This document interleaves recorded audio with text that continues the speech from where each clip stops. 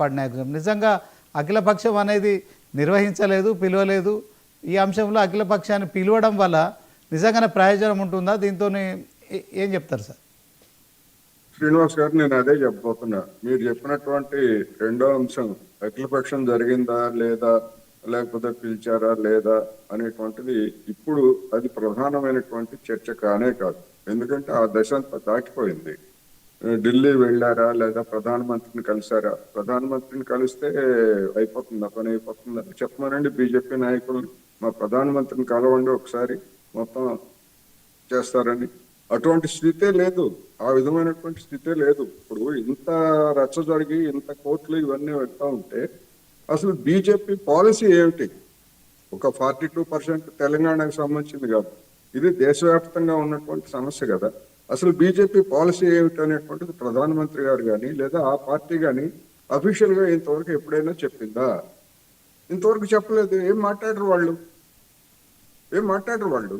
రెండోది, ఇప్పుడు అఖిలపక్షం ఒకళ్ళు వెళ్తారు, నిజంగానే వెళ్తారు, వెళ్తే అయిపోతుందా? సమస్య లేదు, అయిపోయేటువంటి సమస్య లేదు. ఎందుకంటే బీజేపీ కానీ కేంద్ర ప్రభుత్వం కానీ ఇప్పుడు చేయాల్సింది ఏమిటి అందరికీ తెలుసు.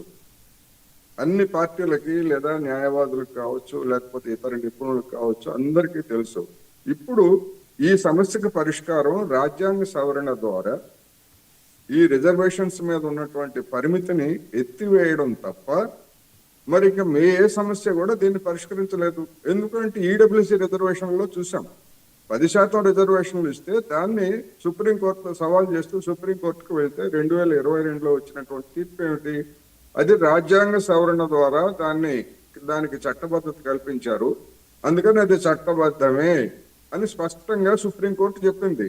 అందుకని ఈ బీసీ రిజర్వేషన్స్ కూడా అయితే ఒకటి, ఈ బీసీ రిజర్వేషన్స్ అనేటువంటివి అన్ని రాష్ట్రాల్లో ఒకే మాదిరిగా ఉండవు. ఎందుకంటే అన్ని రాష్ట్రాల్లో బీసీలు, కొన్ని రాష్ట్రాల్లో అసలు బీసీలే లేరు. నార్త్ ఈస్టర్న్ స్టేట్స్కి వచ్చేసరికి బీసీలు అనేటువంటి వాళ్ళు ఉండరు. జమ్మూ కాశ్మీర్లో కూడా బీసీలు అనేటువంటి వాళ్ళు నామమాత్రంగా ఉంటారు. తెలంగాణ లేకపోతే ఆంధ్ర, ఇతర ప్రాంతాల్లో బీసీలు అనేటువంటి వాళ్ళు గణనీయంగా ఉంటారు. అందుకని రోళ్లకర్ర మాదిరి ఎక్కడికక్కడ మొత్తం అన్ని ఒకే పర్సెంటేజ్ అని కాకుండా ఆయా రాష్ట్రాలు లేదా ఆ జిల్లాలను బట్టి బీసీలు రిజర్వేషన్లు నిర్ణయించుకునేటువంటి స్వేచ్ఛని రాష్ట్ర ప్రభుత్వాలకి ఇస్తూ కేంద్ర ప్రభుత్వం ఒక రాజ్యాంగ సవరణ చేయాలి. దాని గురించి అసలు మాట్లాడరు బీజేపీ నాయకులు లేదా ప్రధాన ప్రభుత్వం కానీ. పోనీ కేంద్ర మంత్రులైనా పోనీ చెప్పారా? లేదు, రేవంత్ రెడ్డి గారు తప్పు చేశారు, నరేంద్ర మోడీ గారిని కలవకుండా లేదా ఆయనకి శాల్వా కప్పకుండా దండేయకుండా తప్పు చేశారు అంటే మరి వీళ్ళని చెప్పొచ్చు కదా. కాంగ్రెస్ సంగతి తర్వాత, ముందు మా బీసీలకి మనం బీసీ ముఖ్యమంత్రి నినాదం ఇచ్చాం బీసీ అని చెప్పేసి మరి ఆయనకి చెప్పొచ్చు కదా. వీళ్ళు ఎప్పుడన్నా చెప్పినట్టు ఎక్కడన్నా వార్త ఉందా మనకి? వాళ్ళు చెప్పినట్టు కూడా వార్త లేదు.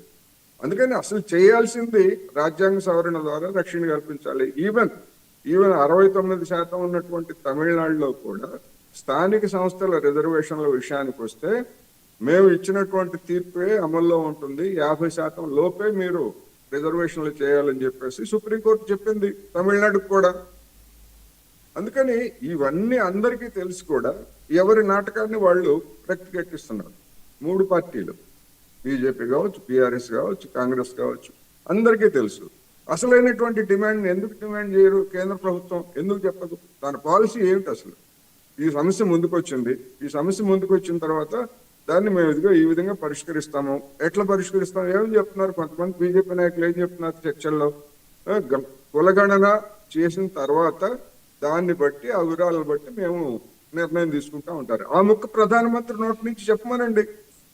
కులగణన అయిపోయిన తర్వాత బీసీ జనాభా ఎంతో నిర్ధారణ అయిన తర్వాత దానికి అనుగుణంగా ఇప్పటి వరకు ఉన్నటువంటి పరిమితులను మేము ఎత్తేస్తాము. ఎంత ఎత్తేస్తారు ఏమిటనేటువంటిది అక్కర్లా.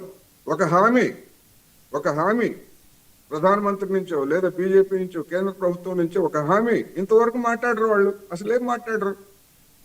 అందుకని చెప్తున్నారు, ఎవరి నాటకాన్ని వాళ్ళు ఆడుతున్నారు.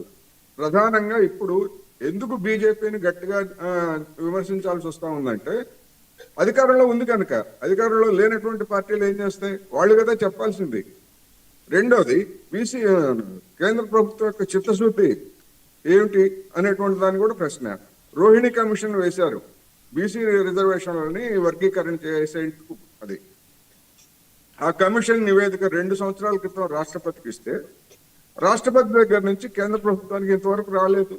మరి ఏమన్నా తపాలా శాఖ డిలేనా, లేకపోతే అట్లా మధ్యలో ఉందా? అది రాష్ట్రపతి కార్యాలయం నుంచి ప్రధానమంత్రి కార్యాలయానికి దానిలో ఏమన్నా దారిలో ఉందా? 2 సంవత్సరాలు పడుతుందా? ఎందుకని ద్రౌపది ముర్ము గారు ఆ నివేదికని ఎందుకని పంపించట్లేదు? పంపమని వీళ్ళు ఎందుకు అడగరు? 42% మీద జీవో అఖిలపక్షం లేదు, లేకపోతే ఢిల్లీ వెళ్ళలేదు అని చెప్తున్నటువంటి వాళ్ళు మరి ఢిల్లీలో ఉన్నటువంటి ద్రౌపది ముర్ము కార్యాలయం నుంచి దాన్ని తెప్పించుకోవడానికి బీజేపీకి మరి వాళ్ళైనా చెప్పొచ్చు కదా. బీసీ నాయకులు 42% పక్కన పెట్టండి, రోహిణి కమిషన్ నివేదికను బయట పెట్టాలని చెప్పి ఎప్పుడైనా బీజేపీ నాయకులు ధర్నా చేశారా? ఎందుకని చేయరు? ఎందుకని చేయరంటే చిత్తశుద్ధి లేదు. అది చేస్తే, అది అమలు జరిపితే దేశవ్యాప్తంగా బీజేపీ చేస్తున్నటువంటి సోషల్ ఇంజనీరింగ్ బద్దలైపోతుంది. అందుకనే ఏదో ఒక పేరుతోటి దాన్ని అట్లా ఉంచారు. అందుకని నేను అనేది చిత్తశుద్ధి. ఇక్కడ చేయాల్సింది ఏమిటి? ఆ రాజ్యాంగ సవరణ చేస్తారా లేదా? ఇప్పుడు కాదు, మేము తర్వాతే చేస్తాం అదేనే చెప్పండి. కులగణన ముందేమో 10 ఏళ్ల పాటు అసలు కుదరదు, రాష్ట్రాలే చేసుకోవాలని చెప్పేసి బుకాయించారు. తర్వాత ఒత్తిడి పెరిగిన తర్వాత లేదు మేమే చేస్తాం అన్నారు. అందుకని నేనేమంటున్నానంటే తర్వాత అయినా, కులగణన తర్వాత అయినా మేము ఈ క్యాప్ను మేము ఎత్తేసి ఆ మేరకు మేము రాజ్యాంగ సవరణ చేస్తాము అనే ముక్క బీజేపీ నాయకుల నోటి నుంచి, ప్రధానమంత్రి నోటి నుంచి కనుక వస్తే బీసీలకి ఒక అష్యూరెన్స్ ఉంటుంది. జరిగిందేదో జరిగిపోయింది. ఇన్ని సంవత్సరాల నుంచి జరిగినటువంటి అన్యాయం మౌనంగానో లేకపోతే అసంతృప్తితోనో భరించారు. ఇంకొక 2 ఏళ్ళు ఎందుకంటే 2027 కానీ అవి వివరాలు రావు కదా. ఇంకో 2 ఏళ్ళు లేదా 7 ఏళ్ల కాలం భరించలేరు, భరిస్తారు. అందుకని ఆ ఇన్సూరెన్స్ రావాలంటున్నాను. అది అసలైనటువంటి సమస్య. ఈ అఖిలపక్షం, ఢిల్లీ అల్టాలు ఇవన్నీ కూడా అప్రధానమైన. ఇప్పుడు ఈ దశలో వెళ్తే కోర్టులో ఉన్నాయి. కోర్టులో ఉన్న దానికి అఖిలపక్షం వెళ్తే ఏమంటారు ప్రధానమంత్రి గారు? కోర్టులో ఉంది కదా, సబ్ జ్యుడిస్ అవుతుంది కదా, మేము